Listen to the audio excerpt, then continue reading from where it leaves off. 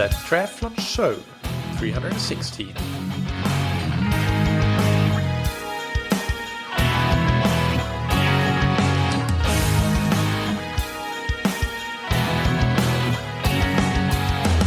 Hey, what's up everybody, and welcome back to another episode of That Triathlon Show, the podcast presented by scientifictriathlon.com. I'm your host Michael, and on today's episode I interview Mario Schmidt Wendling. Mario is a Frankfurt-based long-distance triathlon coach with an athletic background in professional road cycling and an educational background in sports science. He has coached more than 1,000 long-distance triathlon finishes over the last 17 years across both age group and professional athletes, and has recently published a book on training for long-distance triathlon. The book is in German, so I haven't read it myself, can't read it myself unfortunately, but I have heard from one of my German-speaking athletes that it is a very good book, so you can check it out if you're interested, but we'll get into plenty of the topics from the book on this podcast in English so that everybody can get a chance to listen to Mario's thoughts on triathlon training. But before that, big thanks to our sponsors, Roka. Roka produces exceptional quality triathlon wetsuits, tri-suits, swimskins, goggles, performance sunglasses, as well as prescription eyeglasses and sunglasses. Today, let's talk about Roka's Wetsuit Range and why they are such a fantastic option for wetsuits. First, they have such a wide range from the entry-level Maverick that is still extremely high quality, all the way up to the flagship model Maverick X2. All of these wetsuits come with the patented arms-up technology, which maximizes shoulder mobility, which can otherwise be quite restricted and result in less efficient and slower swimming. Roka's wetsuits also have patented buoyancy profiles for the fastest possible body position in the water, and if you're somebody that are struggling with that, then the MX Max Buoyancy suit is the most buoyant wetsuit of all of them. There are a ton of other fantastic features in Roka's wetsuit, like the exoskeleton in the Maverick X2, which maximizes speed and propulsion by improving the connection between your hips and the shoulders. You can read all of the details on Roka.com, and you can get 20% off your entire Roka order by visiting Roka.com/TTS. And thank you to Zen8. The Zen8 indoor swim trainer is a one-of-a-kind swim bench that helps you improve your technique through an early catch, maximize propulsion through a more powerful stroke, and stay consistent by doing swim workouts at home even when you can't go to the pool. It is available in the UK, EU, and the US, so this is a big news that the Zen8 has launched in the US as well. And in the UK and the US, you can now get free shipping. It is already a very affordable tool. It is similar to a pair of running shoes. And best of all, another big piece of news here is that the investment is completely risk-free. There's now a guarantee that if you are not in love with the Zen8 trainer after 2 weeks using it and using their free program, then you can send it back and get a full refund. Learn more about this and get a 20% off your swim trainer by using the discount code that you can get on zen8swimtrainer.com/TTS. Now, without any further ado, let's get into the interview with Mario Schmidt Wendling. Welcome to That Triathlon Show, Mario. How are you doing? Yeah, fine. Thanks for invitation. It's a big honor to be part of your show or guest on your show. Especially if I see who was a guest before, and it's great to be here. Thanks for that. Well, it's a pleasure to have you. You come highly recommended. Actually, an athlete that I coach put us in touch. So that was kudos to him for doing that. Let's start by you just introducing yourself to the audience. Can you tell us more about what you're doing currently in triathlon and how you got into the sport? Yeah, I'm 45 years old and living in Frankfurt with my family and wife and children.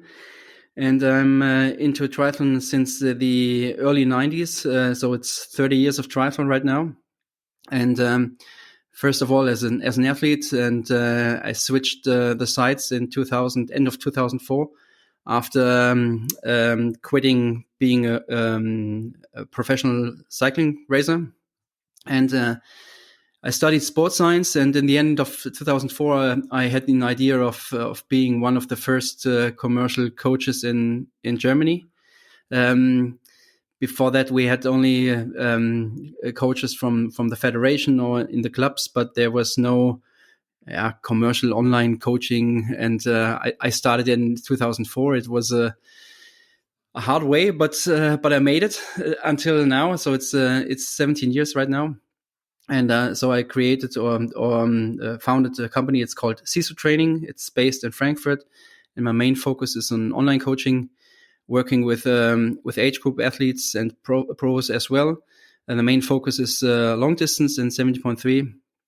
And it's more than 1,000 long distance races to the day, and several titles, several world titles, overall wins. So I'm pretty happy with it right now. Yeah, that's fantastic. That's more than 1,000 long distance races that your athletes have done, not you yourself. No, just kidding. I did around 30 by myself, so I'm a little bit experienced, but I have to get back in shape again. But I didn't have the time right now to train frequently. Yeah, it's interesting that you managed to do so many and also have a professional cycling career. I imagine that those two didn't quite overlap when you were doing professional cycling. You probably didn't do Ironman as well, or did they overlap? No. I started being a triathlete as already mentioned in the early 90s until 98. Sorry, and afterwards I switched over to cycling. Had some couple of good years, ending up as a pro, but only a low pro as a continental pro. So I can't earn my living out of it. And at the end of 2004, I decided to call it a day, or call it a career, and switched the sides. And during that cycling period, I studied sports science in Frankfurt, and maybe it was it was quite easy for me to move over, because if you can't make money out of it, it doesn't make any sense. It's hard. It's hard to pay the bills with medals, or well, you don't even get medals in most races. So no, and I wasn't too so speedy to get the medals. I was just a rouleur maybe, and the one who's there for everybody in the team. Yeah. So I wasn't a winner. Yeah. And now today you're also, in addition to your coaching, you're involved in some podcasting in German, and you've also recently written a new book. So can you tell us first about the podcast briefly? We have quite a few German listeners, and also about your book. Yeah, I'm one of the hosts of the Coach's Corner podcast in Germany. It's we had already recorded 14 sessions, and it's maybe a unique podcast in Germany, because it's all about the work of a coach. Usually the podcast it's for the athletes, and we try to get some light into the dark of the works of coaches. And I do it together with Dr. Sebastian Zeller, who was already on the show, and from the last session on, we have a new third host. Before that, it was Nils Görke from Hamburg, and the new one is Dennis Sandig. He's responsible for science and knowledge at the DTU, the German Triathlon Union, and we are really happy because now we are the official podcast of the DTU. Right. Yeah. We'll make sure to link to that in the show notes. And then the book. What's the name of the book, and what led you to write it? Yeah, it's quite complicated for the non-German speakers, because it's only available in Germany right now. It's called Triathlon. That means triathlon. Erfolg auf der Langdistanz, success on long distance, and it's a compendium about my work as a coach since 2004. It's containing 420 pages, so it's a really big one. And I try to manage science and experience, to bring it together. And my idea was to create a book for the athletes, that they carry it around all day long, maybe. And if they have problems, they can look after or they can look for it after in the book. So this was my idea. And as a coach, you have to find your own way of working, if it's more science orientated or more empiric or experience orientated. And I try to mix both of it. And so this is maybe the style of the book as well. Yeah, and well, as you say, it's available in German, but we'll try to unpack some of the topics that you discussed there in English on this podcast. So that will be useful for a lot of people that don't speak German. So maybe the podcast is a good way to put some pressure on the publishers to translate it to English. But this was an idea, but currently it's not gonna happen. But maybe in the future. Yeah, we'll see. We can hope. The first topic then to dive into is how do you view different types of athletes? It's a good question, and I wrote a chapter about it in the book. It's not only about body types or strength and weaknesses in terms of physiological or physiology. I see it a little bit different.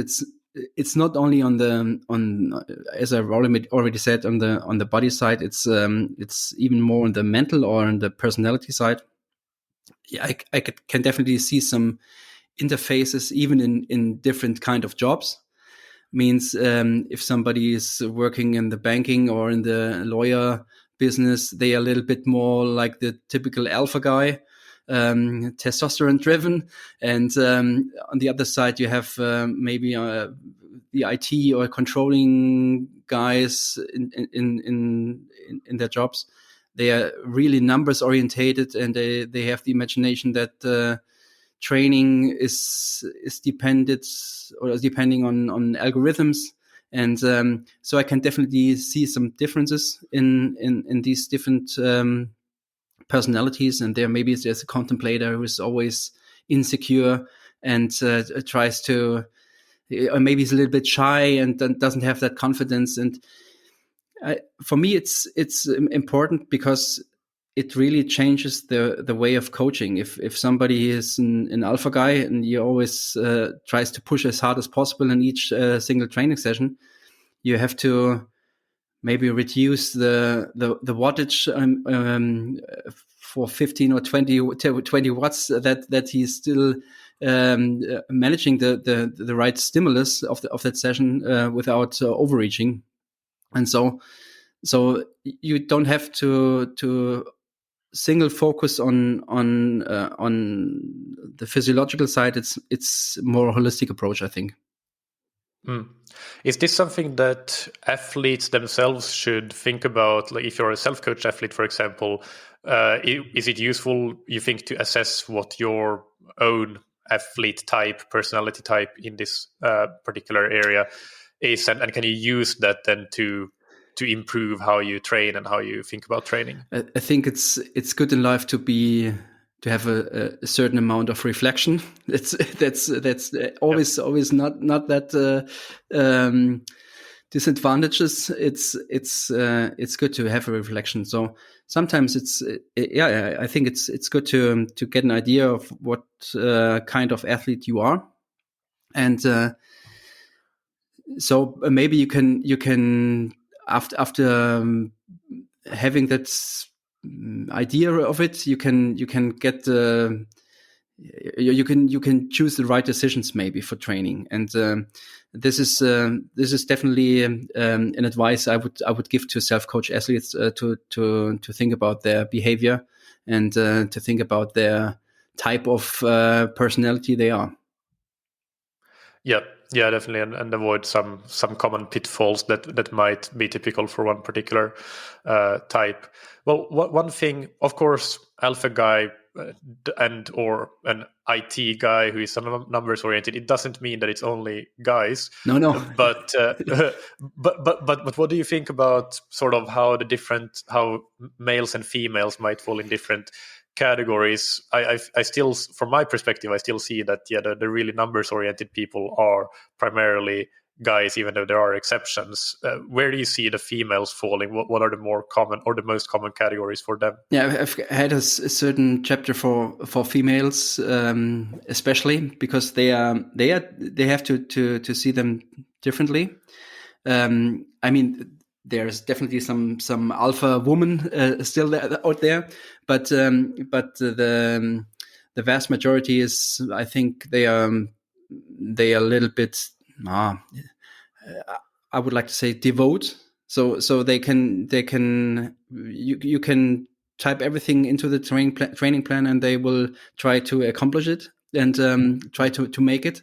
And it's quite easy because if I write down 60 minutes of an easy run, they will do 60 minutes of an easy run, and not 70 or 75 minutes as an alpha guy will do it, and they keep in their intensity zone without getting out of it, because they are not testosterone driven. They have a lack of testosterone biologically, and so it's I think it's easier to train them. On the other hand, you have to, as a coach, you have to focus on the right amount of energy they should take in, because I've seen some potential risk of relative energy deficit syndrome, because they sometimes have problems with their own weight. Maybe they think they are too heavy, or they don't look sexy, or whatever, and so they try to reduce the amount of calories, and this is the start of the end, I think, because if you don't eat that much or not enough, you don't get the right stimulus, and the body's reaction to training is getting in the wrong direction. Sorry. Yeah, absolutely. And we have quite a few episodes in the past on relative energy deficiency in the sport. So I'll link to at least one of them with Dr. Margot Montjoy, who, for those who are interested in learning more on that. And yeah, I would definitely agree with that. You quite often see I like to think of it as the green box syndrome when using Training Peaks, and you do a workout and it turns green. That is something that I think is a particular athlete type, and to always want to have it green, which is in many ways a good thing, of course. In some circumstances, it can be you need some flexibility as well, and that's when it can be a little bit of a challenge, and you need to have that. But generally, it's a good thing. I like that picture, the green athlete guy. It's I'm not using Training Peaks. I'm using Today's Plan, but it's in the same. It goes in the same direction. Sometimes you can call them training soldiers. They will do everything they should do, but without having reflection. They don't get any ideas of how they really feel, and if it's really necessary, or if it's really smart to train today, even if they feel not that good. So this is maybe the biggest problem with in coaching some of these green Training Peaks guys. Yeah. All right. So another thing that we discussed over email briefly is that you had some criticisms around the Bompas periodization model and also the supercompensation model. So would you like to explain that a little bit more? Yeah, I've got first of all, I'm not the owner of the holy grail of triathlon. That means if it's I've got my opinion or my point of view, and if others have other opinions, I'm fine with it. I'm a little bit not so happy with the supercompensation model because, first of all, there isn't any evidence in the human body. It's only in the carb metabolism of rats. Actually, there isn't any evidence in the human body. And the idea of the supercompensation model is that training is a well-provoked stress to disturb homeostasis, and the training effect prescribes the body's answer to that certain stimulus to strengthen itself for a future stimulus. And the main problem is that reactions have different time frames on the different layers, maybe. So reactions and adaptations are different. You cannot compare cardiovascular, neurological, biochemistry, orthopedic adaptations. They all work in different time frames, and so to get the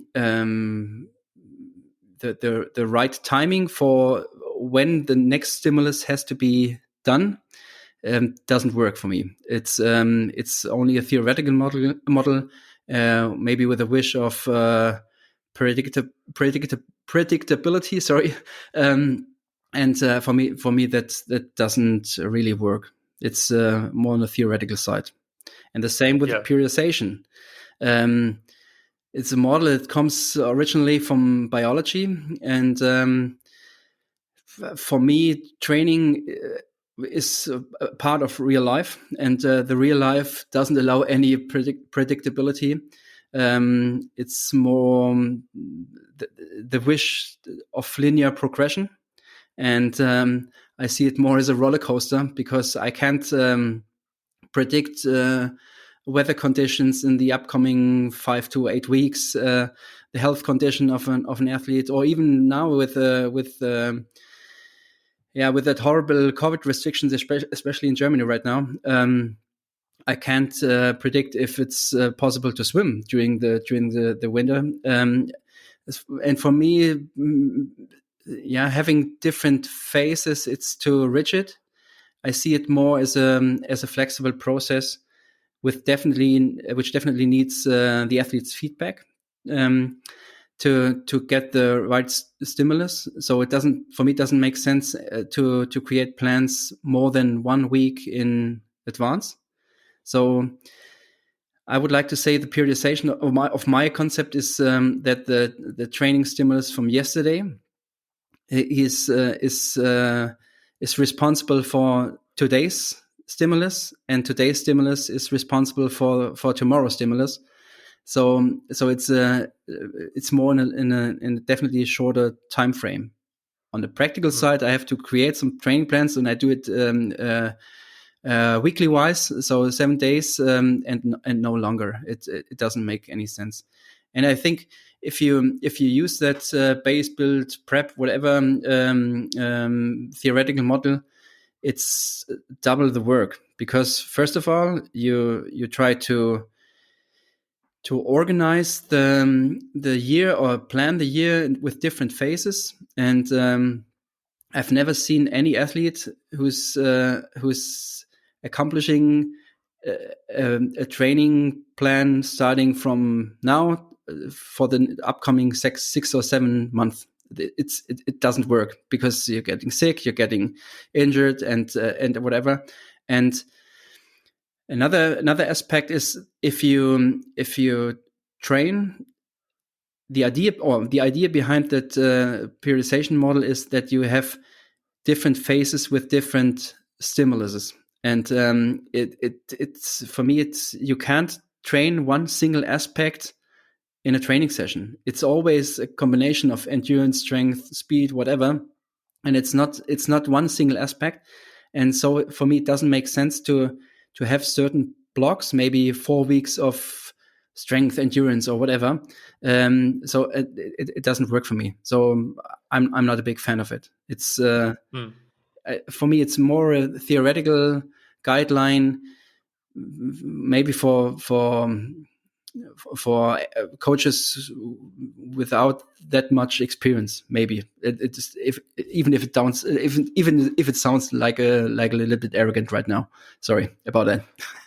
Do you tend to then make sure that you get a regular dose of different types of workouts, not necessarily every week, but if, let's say, if last week you did a VO2 workout, then maybe this week you do a threshold workout, and next week you do a strength endurance workout, and is that kind of how you work, like alternating a bit between different types of stimulus? Yeah, that's exactly, and I see it a little bit more as maybe a linear specific progression. That so first of all, it's a general preparation as everybody does in the winter, and if we are getting closer to the race date, it's getting more and more specific. But in I would like to say it's a little bit more periodized training model in the beginning, but not 80-20. It's around 90-10, I think. Polarized. Polarized. Yep. And it's 90-10 maybe, not 80-20. And if we're getting closer to the race date, it's getting more specific. So it's more something in between. Yeah. Yeah. And with the periodization, I think it's important to keep in mind that the concept of periodization is not the same as the concept of having a well thought out plan. Those are two different things. The periodization, as you say, kind of implies almost a predictability of how systems will react if you do one thing followed by the next thing, and that the sequence has great importance in what you do and doing certain things before others and so on. And the way I understand your answer is that's where you have some criticisms because you, of course, have, as you described now, some good, well thought out methods to how you plan the season. Yeah. So it's not about not planning it. No. I for sure I plan a year, but it's not rigid. It's not clamped. Yeah. It's not fixed. It's flexible. It's a flexible process, I think, and it's that's my way of periodization, maybe. I completely agree with that. And for listeners that want to go deeper into that topic, I did an interview with John Keeley. I'm sure you know of his work.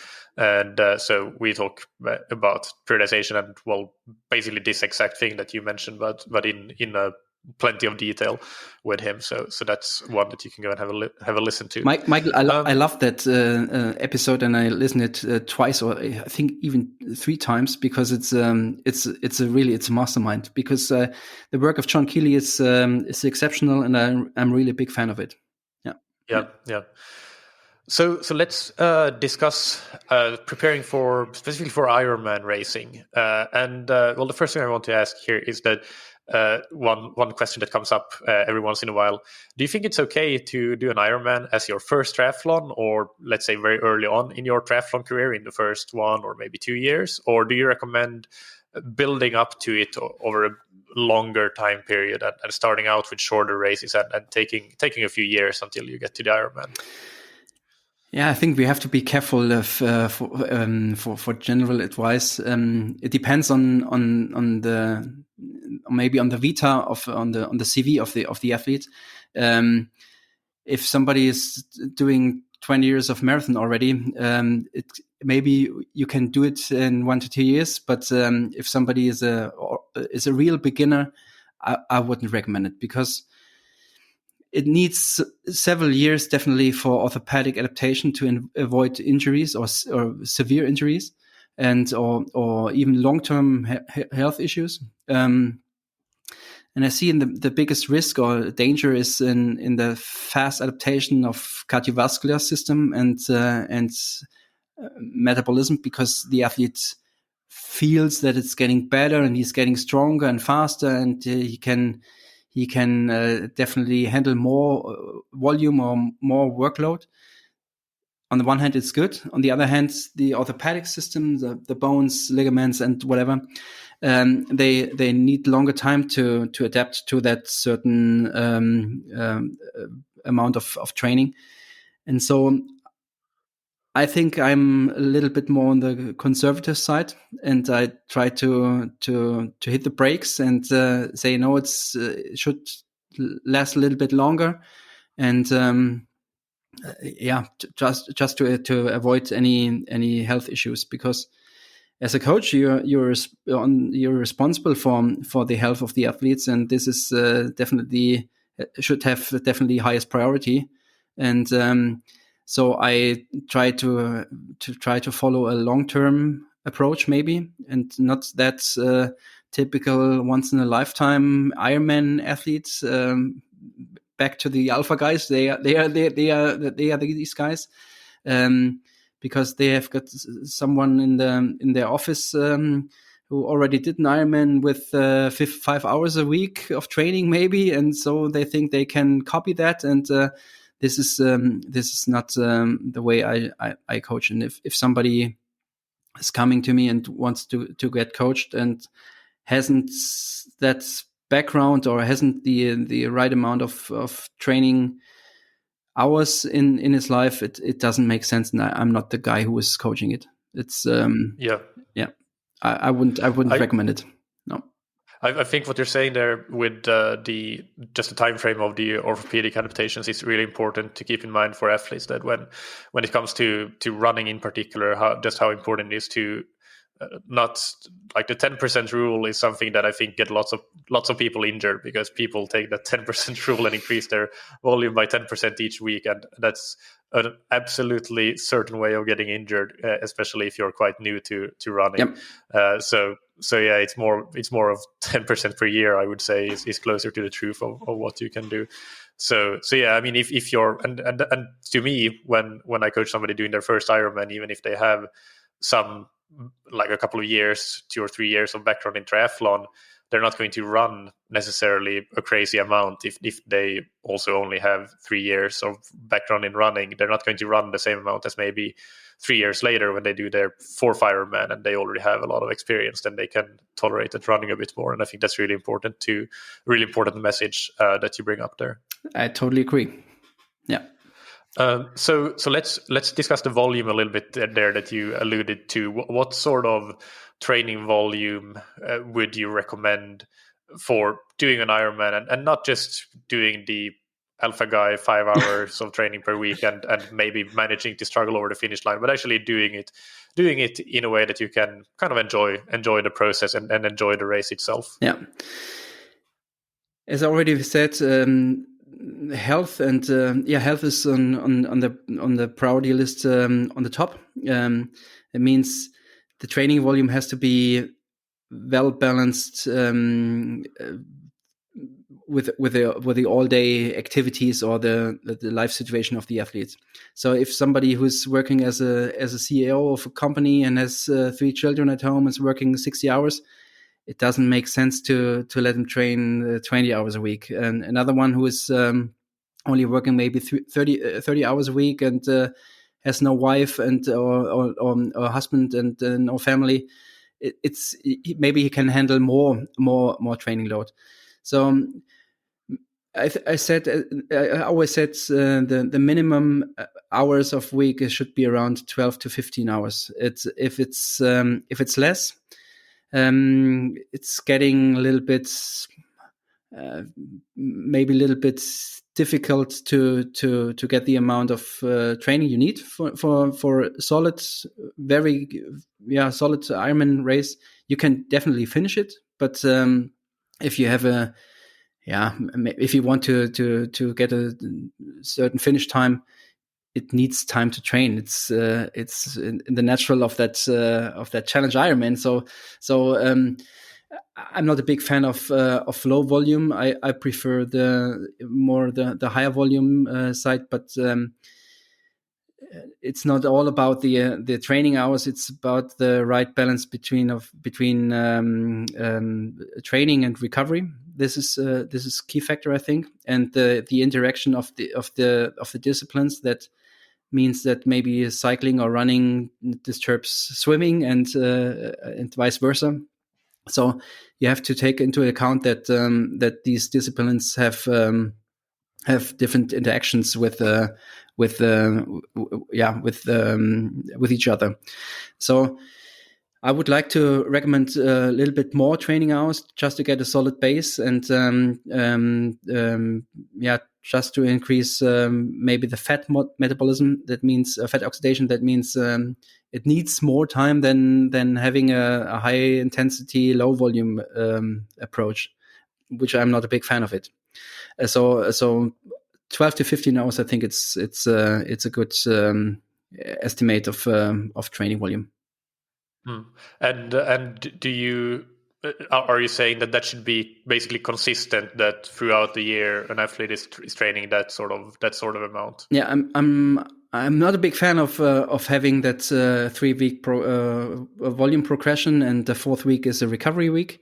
I would like to say it's the amount of training is constant throughout the year, with a slightly increasing in training volume in the spring when the weather is getting better and you get out of the door and doing more mileage on the bike.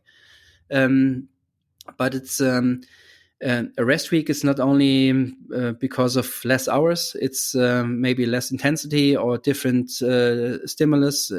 Maybe if somebody is prone to injury, I would like to reduce the mileage on the run, and increase or have a 3rd or 4th or 5th swim session. So that the stimulus is a little bit different. This should be a recovery week in my mind. Yeah. Yeah.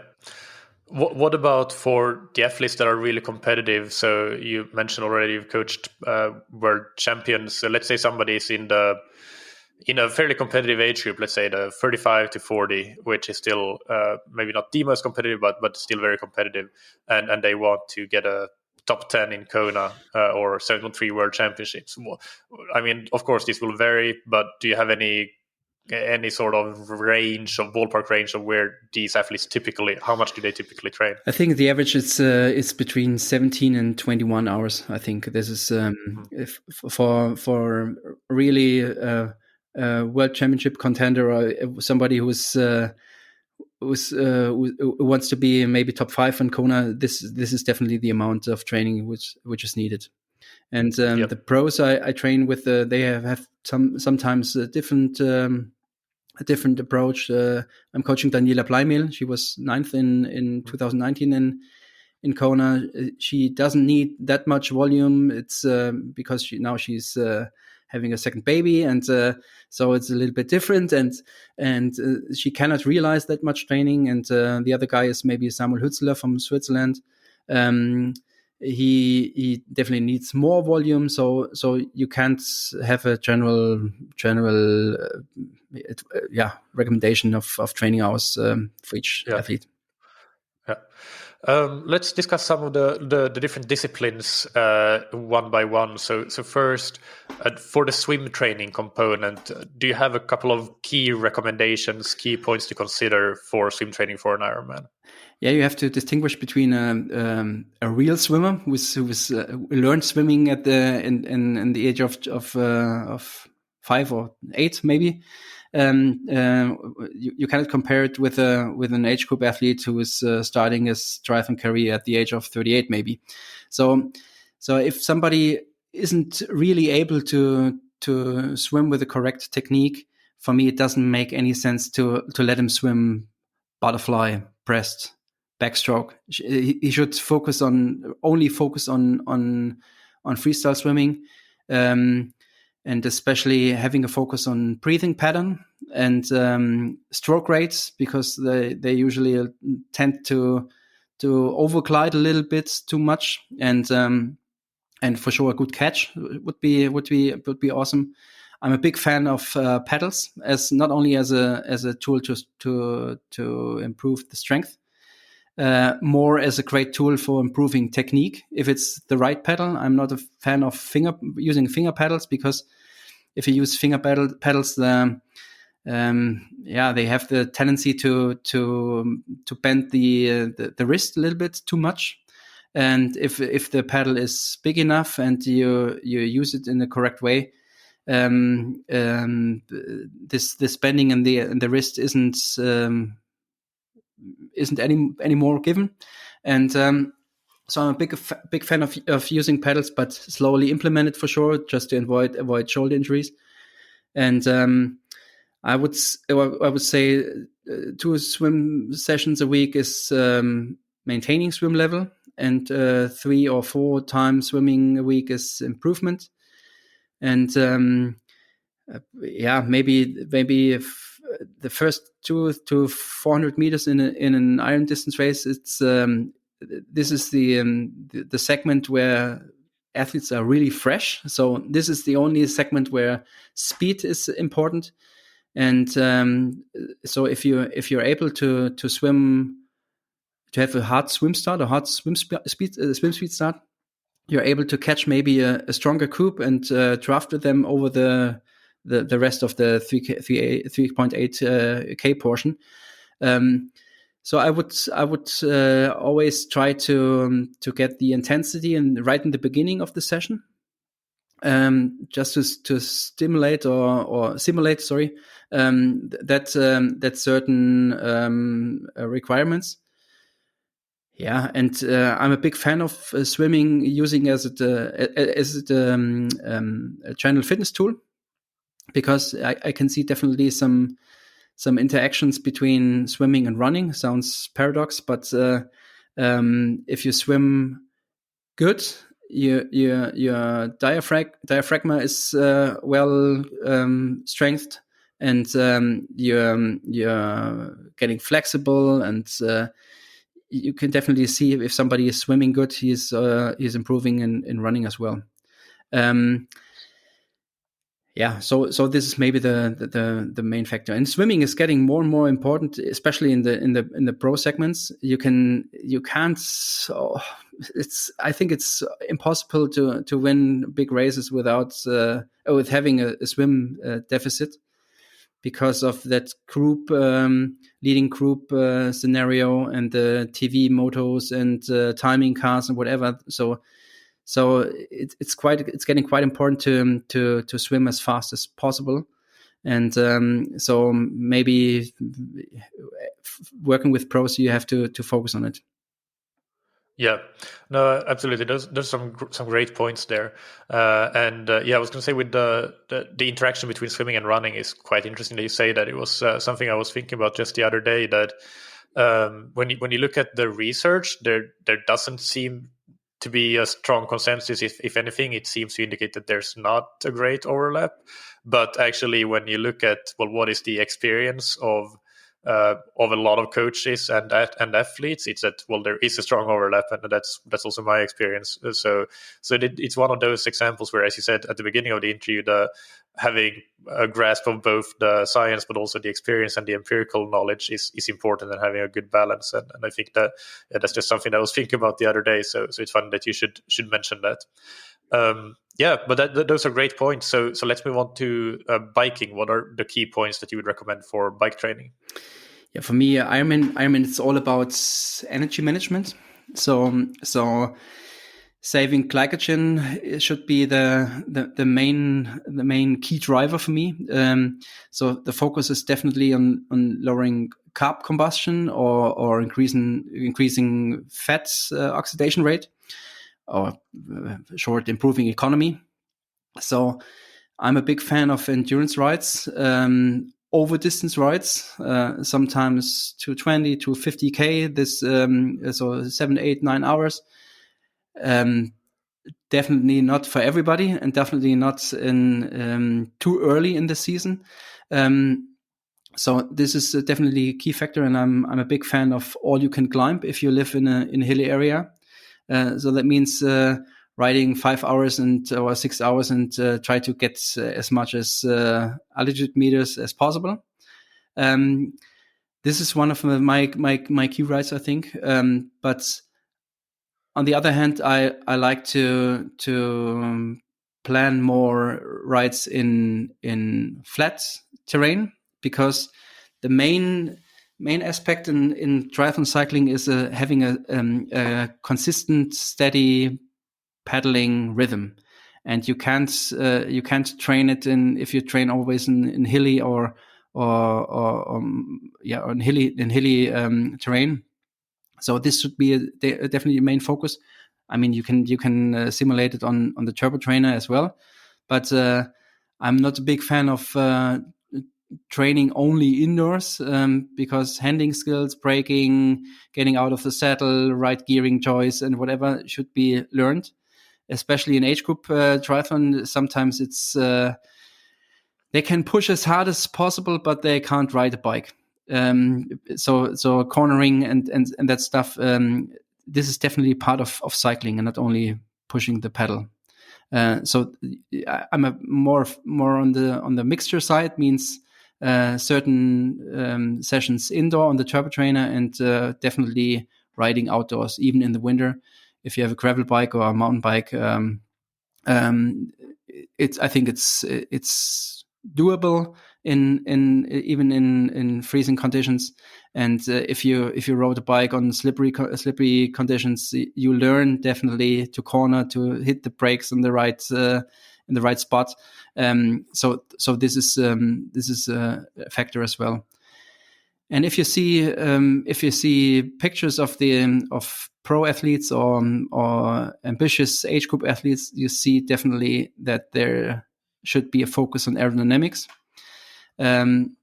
which you can work on in the gym maybe, or at home on the yoga mat. That means that you should improve your core stability and flexibility. This is definitely a big part you should focus on.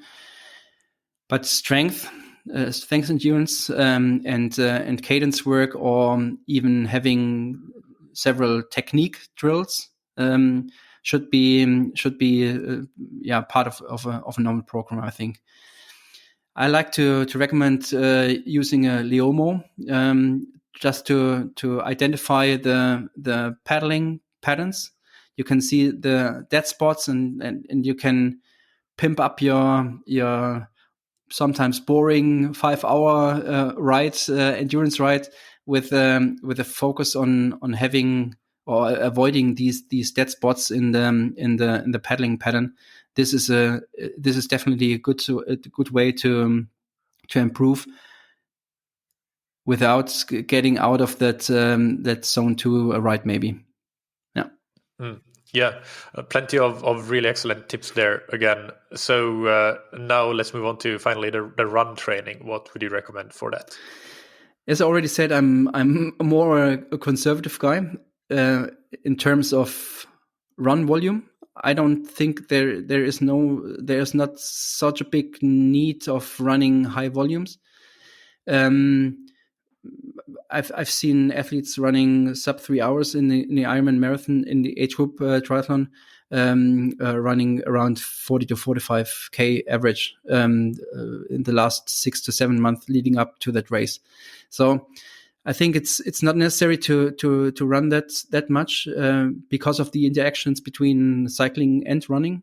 And I would like to focus a little bit more on the on the cycling side because it's combined with a less injury risk, and so my longest run should be around 2 to 2:15 hours, and not longer. I don't see any benefits if running longer because you can definitely train metabolism and cardiovascular system easier and less risky on the bike, and so I would like to cut it maybe in 2:15, and I don't see any benefits in, for example, if somebody wants to run a 3:30 marathon, so it's 5 minutes a K. If somebody like that guy should run 10 times 1K on the track with 3 minutes 20 per kilometer, I think it's not specific, and it has a higher potential of injury, and it takes some longer time to recover from that hard track session. And for me, training frequency or consistency is more important than having that super high intensity track stimulus.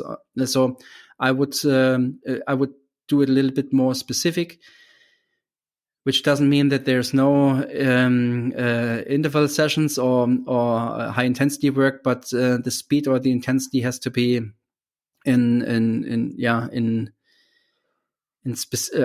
to be specific for Ironman races. So I'm a big fan of the Yasso 800s. I mean, Brett Sutton is doing it as well, but I mean, it's not his development. It's made from, or has its origin from Bad Yasso, and some athletes doing 25 or even 30 times 800 plus 200 meter recovery time.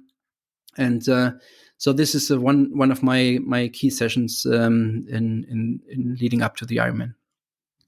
Yeah. So the intensity for the Yasso 800 ends up being more like a tempo or threshold pace, something like that. If we take that same example, like that 3 hour 30 marathon aim, the one should do maybe the 800s in 4:40 to 4:45, so slightly faster than the estimated or predicted marathon average time.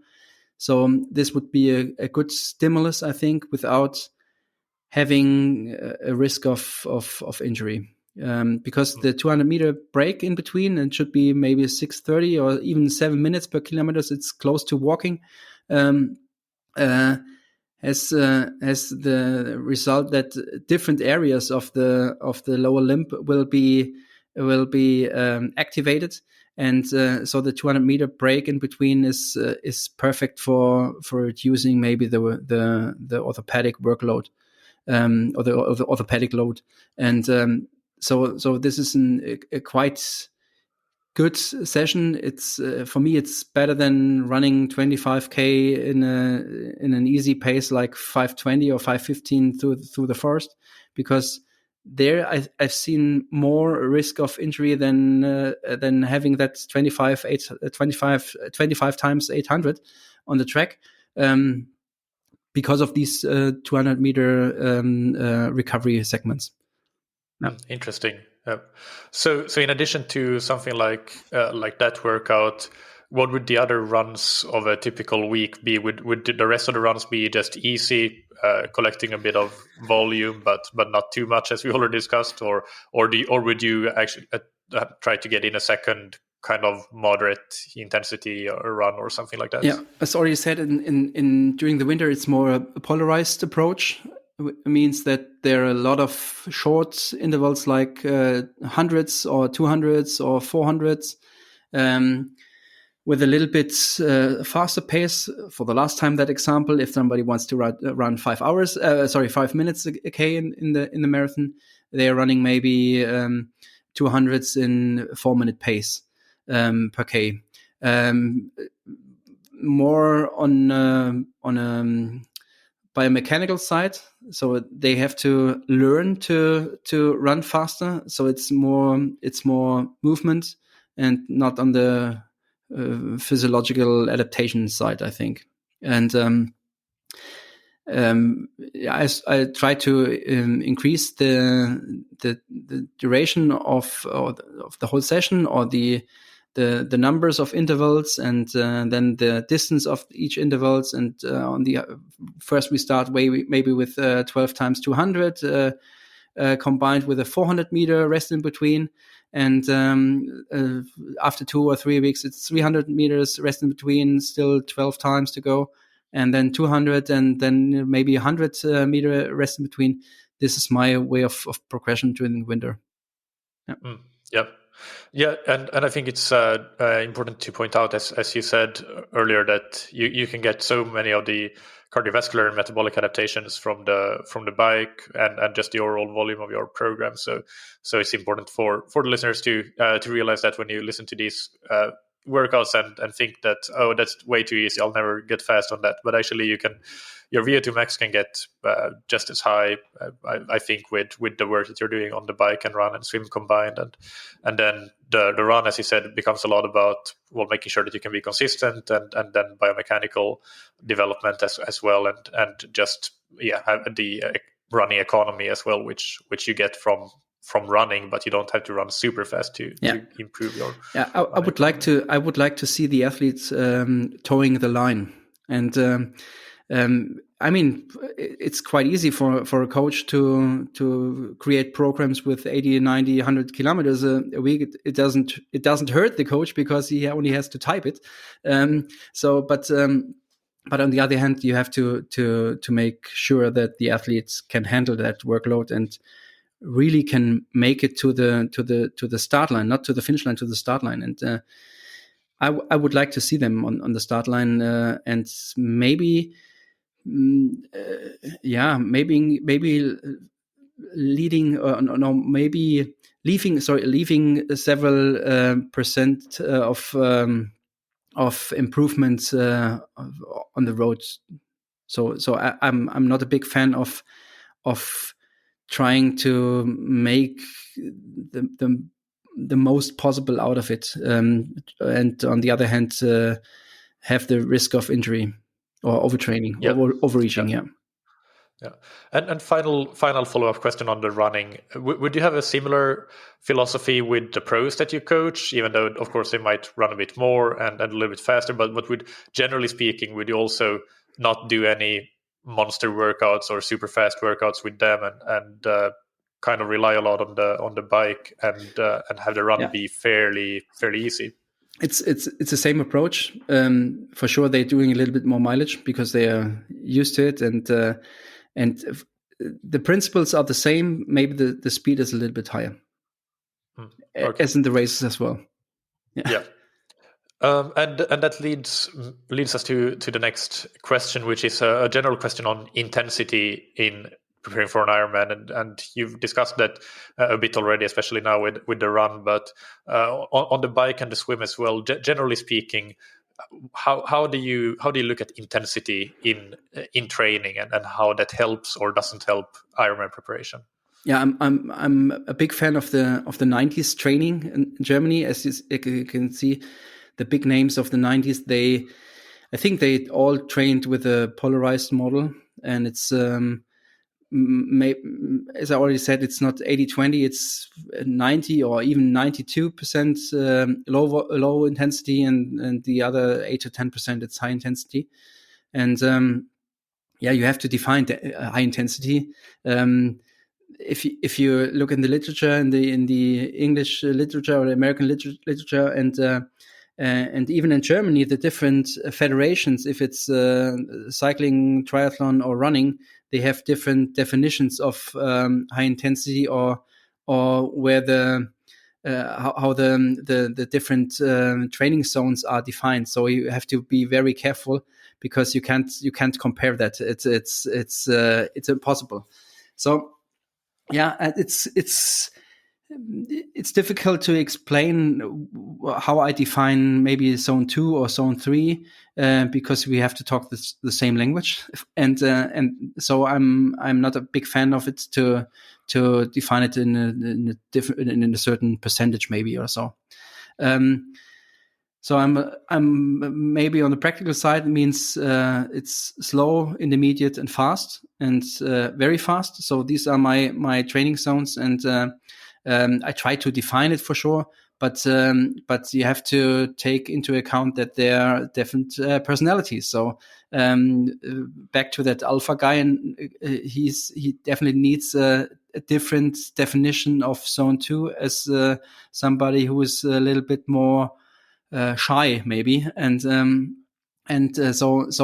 it's not easy to define the zones in different numbers. For the average person, is your zone 3, your fast, is that something that you can hold for 10 minutes or 30 minutes or 60 minutes? What is the ballpark number? I would say around 30 to 45 minutes. Right. Yeah. It's like, let's say 10k pace on the run, more or less. Exactly. Yeah. Okay. Yeah. So I'm a big fan of improving fat oxidation, as already said, and I don't think it's not necessary to have the highest VO2 max numbers to have or to be successful in Ironman racing. It's more economy and more lowering the VLR max. So I'm not that big fan of having these high intensity sessions, which you can see on social media everywhere, and I think it's more long, slow distance work. Yeah, with a focus on improving technique. This is definitely the add-on. Yeah.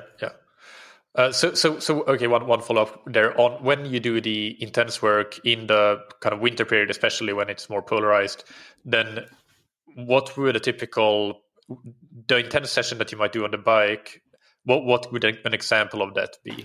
The classics 30-30s or 40-20s or 40-30s sometimes or 50-20s. So this is typical workout, or 4-minute intervals or 3-minute intervals on the bike. And then the run, it's already said 200s or 400s. And for swimming, it's definitely something between 25 and 100-meter intervals, high intensity intervals. But the classic style, there was no rocket science, I think, behind it. Yeah. It's session concepts or training concepts which already have shown that they are successful. Yeah, and is the prescription there that you just go as hard as you can sustain until the end of the session? Or? Yeah, main focus should be that the last session, last interval has the same intensity like the first one. Yeah. Okay. Great. So let's move on to discuss nutrition and hydration. And of course, it's a big topic and we could discuss that for a couple of entire episodes. But if you give a couple of key pieces of advice, again, regarding nutrition and hydration, and this can be both during training and also during the race itself. Yeah. This is definitely a big topic. And for me, nutrition is key, definitely. And the correct periodized fueling is essential to get the right stimulus and the signaling pathways of training. So there's definitely sessions where you need carbs for sure, and other sessions which is a little bit more fat max orientated with a restriction in carbs. And you have to make sure that the athlete gets an idea of what the intention of the session is. So it's an education thing of the coach, I think. And I've seen that so many age group athletes have problems with the correct fueling, depending on the demands of each single session. I've seen quite often sessions when the quality is diminished because of the wrong fueling.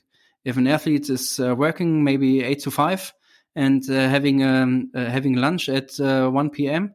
and wants to do a track session at 6 p.m. and doesn't have any calorie intake between 1 to 6 p.m., you can definitely see that the session won't be that high quality. So I think it's important to give them certain guidelines to see the different intentions of training sessions and the demands of the correct fueling. This is key, I think. And in racing, I think the 90 grams carb benchmark is already validated and so many times executed. And sometimes, it's some kind of disappointing that you see that athletes disturb their really good training work with having not enough carb intake during the race. So the work of months is crashed if they don't take enough food. That's horrible to see. So for me, it's definitely part of my coaching philosophy or approach that they get the right informations about the correct fueling. Yeah. And anything in particular around hydration that you want to highlight? Yeah, I'm connected to Precision Hydration, which is one of your presenters, but this is definitely not a commercial right now for Precision Hydration. I've been in contact with Andy Blow since years, and I'm doing the sweat analysis in Germany just to get the numbers out of it for about sweat sodium concentration.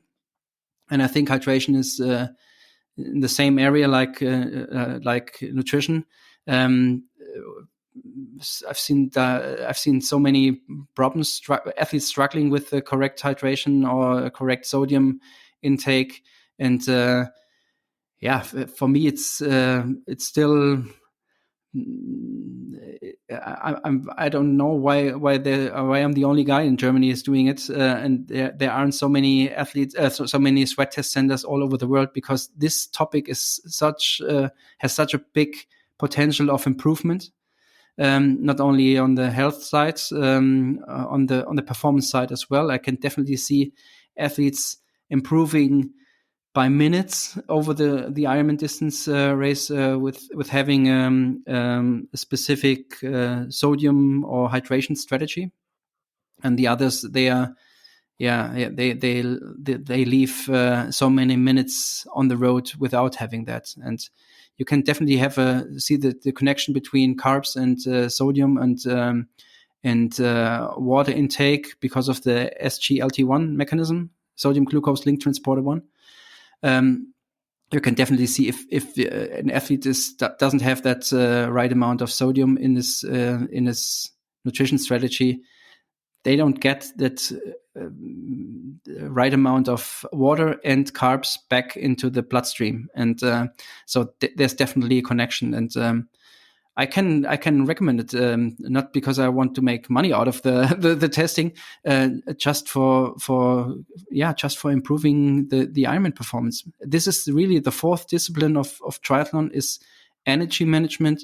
How much energy you spend or you combust, and the other one is how many energy in terms of glycogen of carbohydrate you can take in.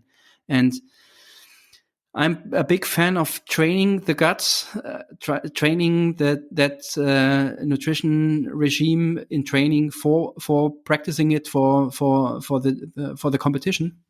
Because if you don't do it, you don't find the right product, you don't find the right amount of carbs. You don't get any ideas of how many carbs your system is tolerating. And this is maybe the fourth discipline, not the transition. The nutrition is the fourth discipline. Yeah. What you say there about the link between sodium and carbohydrate is really, really interesting, and something that I'm going to make a note to have a look at after this episode, because I'm not very familiar with that. So I'll be curious to find out more. And I think you make some really great points there. I won't repeat them all. And I think just the main message is, I guess it doesn't matter like who you get the test from or where you get the test, but if you can assess your sodium losses in whatever way that is, then that is going to potentially have a really big impact on your performance. If wherever you get an accurate a sodium assessment from, then that has the potential to have a big impact. So if you sweat, you lose blood plasma. And this is your sweat, and if it's getting low, the blood plasma, the blood is getting thicker, and or it's getting is it viscous? Viscous, yeah. Yep. So maybe the oxygen transport or energy transport to the muscle is diminished, and so you definitely have a performance lowering effect, I think. And so especially if you're racing in hot and humid conditions, and so sweating is important. If you don't have water to sweat, trivial spoken, it's the core body temperature will increase and will lead maybe to an DNF. So taking that into account is pretty important.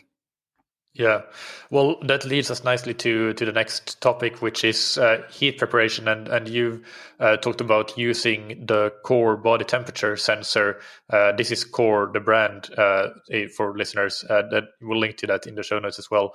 But you mentioned using that for heat preparation. So can you talk about first generally heat preparation, how you do that, but also how you integrate the actual sensor in that work? Yeah. So heat preparation, especially for racing in Kona or in Asia or thanks to global or Cozumel, or thanks to global warming, even in the summer in Europe, you have to take into account, because the races are getting hotter and hotter, and So you have to get a little bit more robust or getting adapted to that heat. And there are several ways of it. You can have passive heating, like going to a sauna or warm water immersion or warm water bath. And on the other hand, you can have an active heat adaptation, riding on a turbo trainer with firing up the heater and having no fan and closed window and etc. So these are maybe the two ways of doing it. Or you can, if you have the money or the time or the logistics, you can travel to a destination which offers heat and or hot and humid conditions. But I think it's quite necessary to get adapted to heat to increase maybe the blood plasma and get a lowered rate of perceived exertion training and racing in the heat. So this is a concept. And before core was on the market, they only have the chance to swallow the thermometer pills and or put them up on the opposite way and to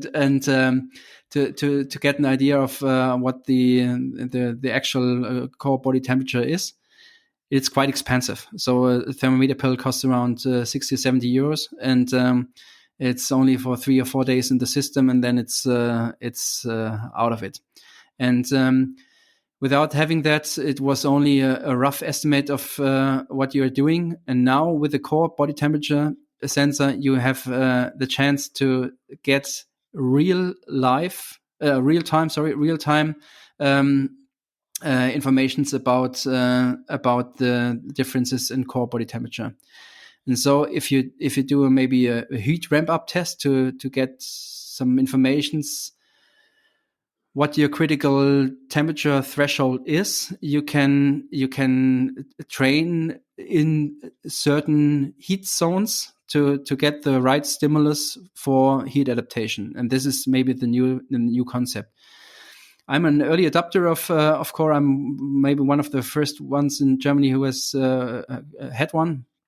And I first of all I tried to collecting some data and try to identify some patterns. What happens if somebody is using caffeine right before a session, or what's the difference with the same intensity in different temperature or circumstances. And first of all, it's just collecting data, and without having a secure transfer to practical real world application.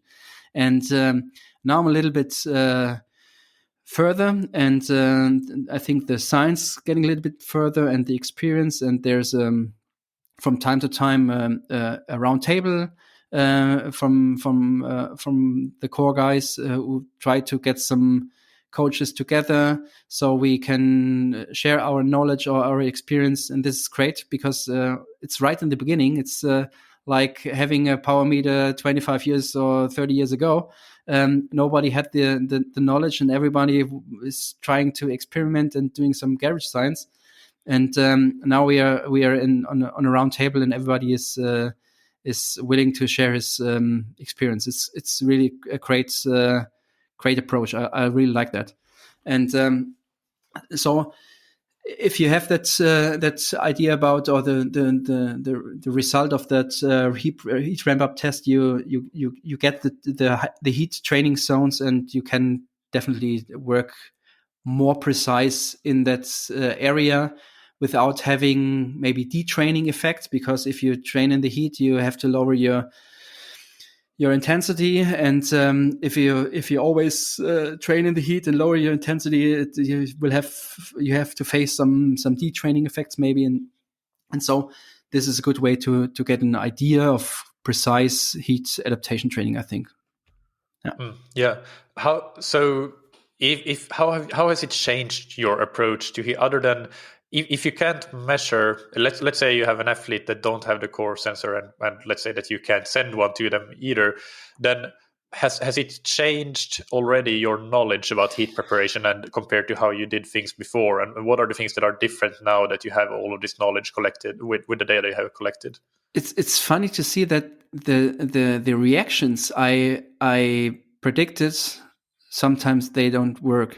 It's funny. I thought maybe for example, if you run in 25 degrees and have that's maybe a 10K race, and the temperature is increasing by 0.8 degrees Celsius, maybe it's you can't predict it because it's highly individual. This is maybe the key conclusion. It's really highly individual, and you can't say everybody is having a critical temperature threshold at 35 or 39.5 degrees Celsius. This is maybe the biggest difference, because now you see that there are differences, individual differences, and you can create the individual heat training zones to make sure that the athlete is training in the right zone. This is the difference, I think.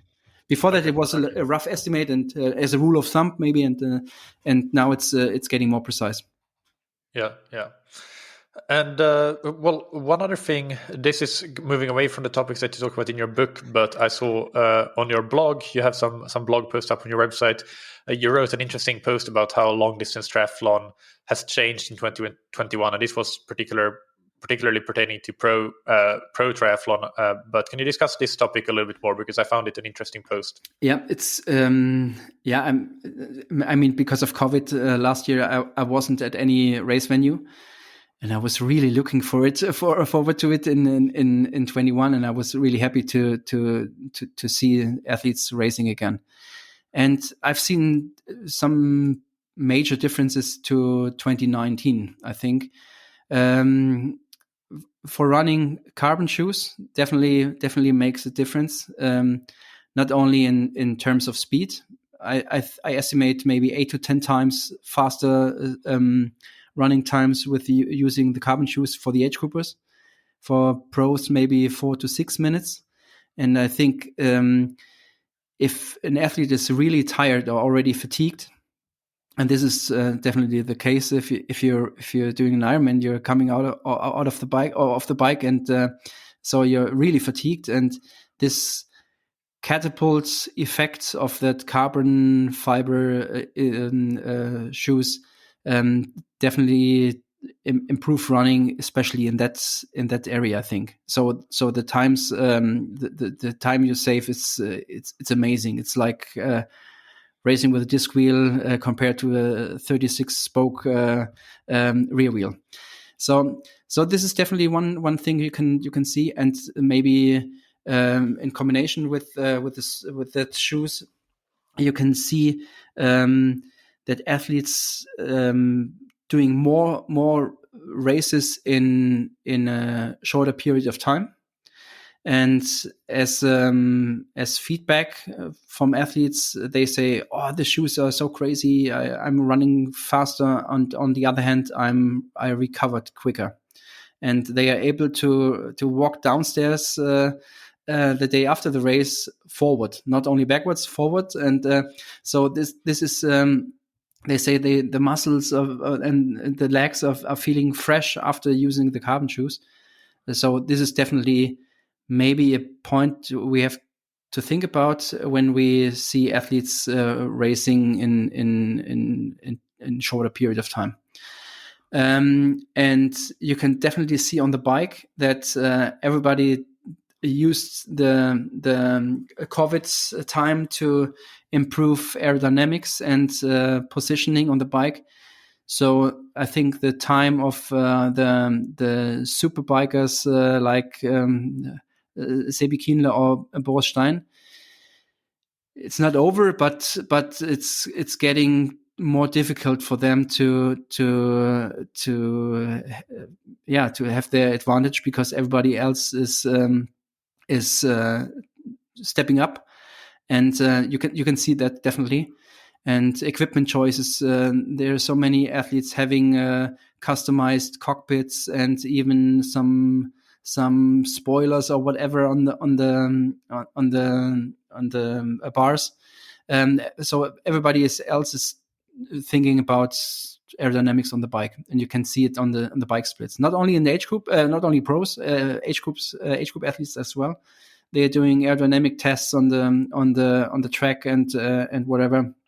So it's quite amazing that there's still, after 45, 50 years of triathlon, there's still that innovation will, and it's cool to see. And as already said, swimming is definitely essential for the pros. If you don't swim fast, you aren't able to win races anymore. This is definitely on the pro side, and on the age group side is that the fields are getting more and more competitive. So there's definitely professionalism in age group sport. Athletes doing 840 or 845, it's nothing very utopic. It's I would like to say it's almost standard if you want to win an age group in Ironman race, except maybe Lanzarote or Wales. You have to do it in 845 or 850. It's amazing. So this is maybe my point of view or what I observed in 21, especially carbon shoes and aerodynamics on the bike. Yeah. And do you have any predictions or hypotheses for what might happen in the next couple of years where sport will continue to evolve? I mean, we've seen, or we already have seen in Florida what athletes are capable of.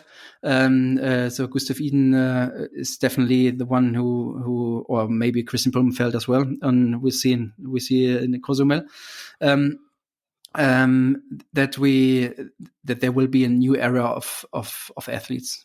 So you have to be very complete, I think, and the dynamics and the tactics of an Iron distance race is getting more and more like an Olympic distance race. It's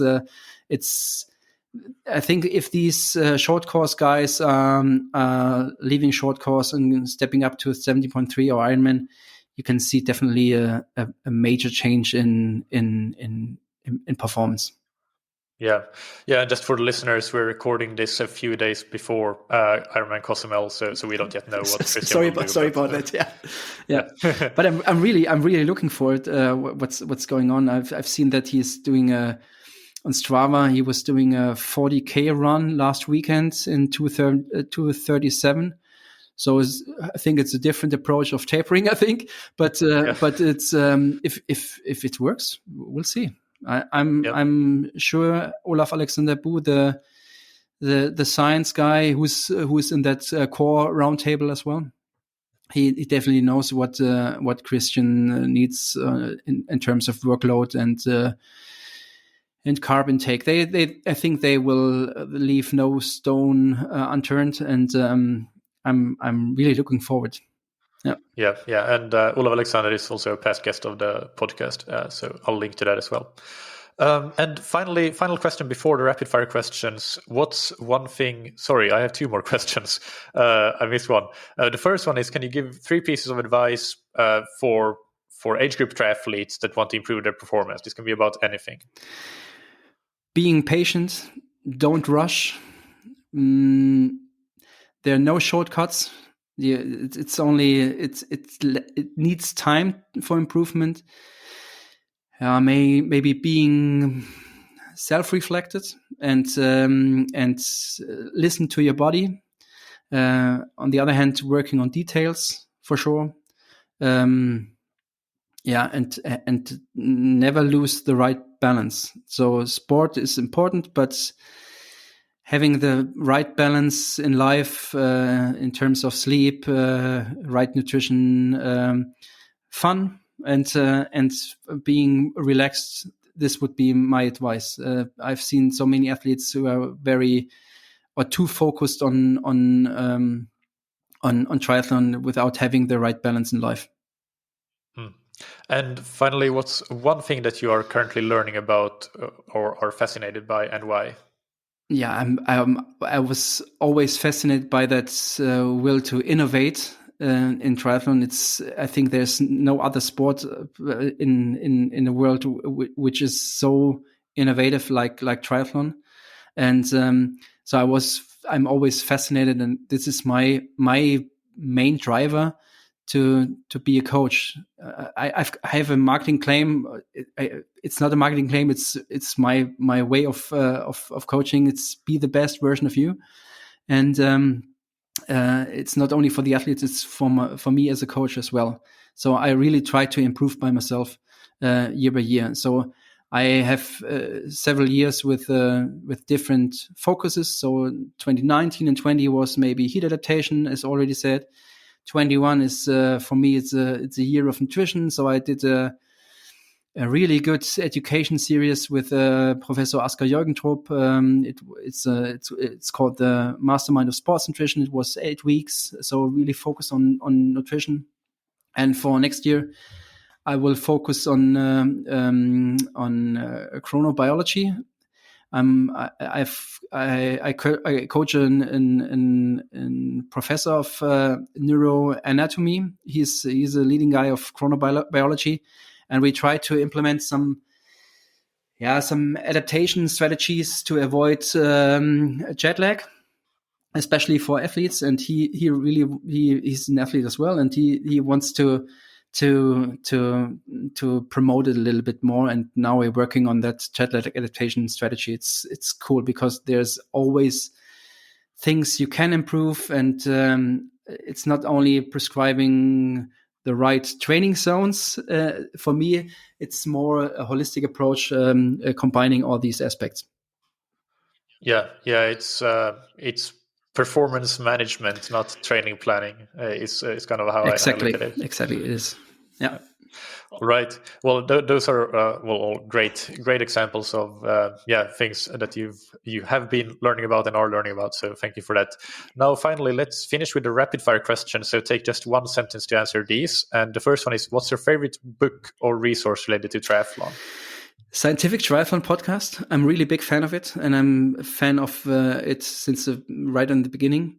And the other one is the science newsletter. It's called Sprint. It's from the Institut für angewandte Trainingswissenschaft in Leipzig, and in combination with the German Triathlon Union, the DTU. So they offer a science newsletter for licensed coaches, and this is a great resource of getting good content. Great, and thank you very much for that. I really appreciate that. And what's an important habit that you've benefited from athletically, professionally, or personally? Being patient and self-reflecting, being modest, and for me, honesty is main thing between coach and athlete. And on the other hand, being critical. So if you read something coming out from a company, from the marketing segment or marketing chapter, you have to be very careful and think about it, and don't rush if you see something new. Just to think about it, try to implement it, try to get knowledge or informations in depth. This is my way of working. Yeah. Great. And finally, who's somebody that you look up to or that has inspired you? As an athlete, I was always, and I'm still a big fan of Johan Museeuw from Belgium, one of the biggest classic rider, because his stamina and his resilience was quite amazing. And from the coach side, I'm a big fan of Dan Lorang. He was always here on the show too, and I'm really a big fan of him. Not only as a coach, and on the other hand as a human, because he's such a handsome guy. He's an idol, definitely. Perfect. Yeah, and definitely agree with that as well. So finally, where can the listeners find out more about you and your coaching business and also your book? Can you mention all of those things again? So we will also link to them in the show notes, of course. Yeah, it's sadly, it's unfortunately in German language because I'm mainly coaching in German. So it's sisu-training.de is my web site, and I'm on Sisu Training on Instagram and Sisu Training Triathlon on Facebook. Great. And the book, the name of the book again? The name it's German. It's Triathlon Erfolg auf der Langdistanz. It's published from Meyer and Meyer. We do have a fair amount of German listeners, so I'm sure that some of them will pick it up after this. Yeah. Okay. Maybe, as already said, we can put some pressure on the publishers that they translate it to English. That would be my dream. Yeah. Yeah. Well, I would love to read it for sure. But thank you so much, Mario. It's been a pleasure to talk to you. Lots of really great tips and thoughts on triathlon. So I really appreciate it and hope to talk to you again soon. Thank you so much. I hope that you enjoyed that interview. As always, you can find the show notes on scientifictriathlon.com, where we'll have plenty of links, including Mario's website and social media, as well as his new book, and also the other previous episodes that we mentioned throughout the episode, including Sebastian Seller, Margot Mountjoy, John Keeley, Olav Alexander Bu, and Dan Lorang. If you are interested in coming and training with us on Mallorca in 2022, we still have a handful of spots available on the training camp by the time of this recording. So do check out the information on scientifictriathlon.com and just click the training camp tab in the menu, or send me an email to chat about it directly. And we would love to see you on Mallorca. We will have a great week of training there with not just training, but education and getting to know each other as athletes and coaches and so on. So it would be great to have as many That Triathlon Show listeners with us as possible. On next week's episode, we will discuss how many races to do in a year and how to plan your season of racing. And we will have coaches Philip Sipe, Helle Fredriksen, and Emma Carney on to discuss that topic. Finally, big thanks to our sponsors, Roka, that you can find on roka.com. Check out their wetsuits, tri-suits, swim skins, goggles, high-performance eyewear, and prescription glasses and sunglasses, and get 20% off your order with the promo code that you can get on roka.com/TTS. And thank you to Zen8. Use the Zen8 swim trainer to improve your technique, power, and stamina, and increase your swimming consistency. Get 20% off your order with the promo code that you can get on zen8swimtrainer.com/TTS. And remember, it's a risk-free investment. If you don't love it after 2 weeks, you can return it and get a full refund. Thank you, as always, for listening. Keep training smart and keep loving triathlon.